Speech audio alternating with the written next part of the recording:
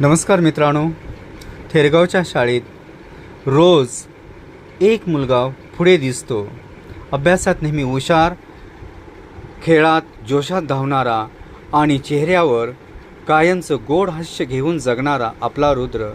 त्याच्या डोळ्यात किती मोठी स्वप्न आहेत.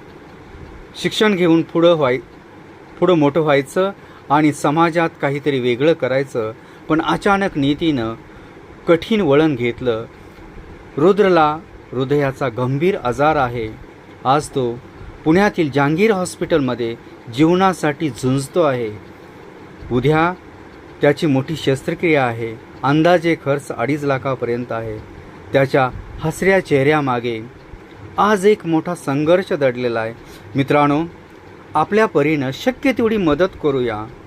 तुमची छोटीशी मदत ही रुद्रच्या आयुष्यासाठी मोठा आधार ठरेल. कृपया हा संदेश जास्तीत जास्त लोकांपर्यंत पोचवा.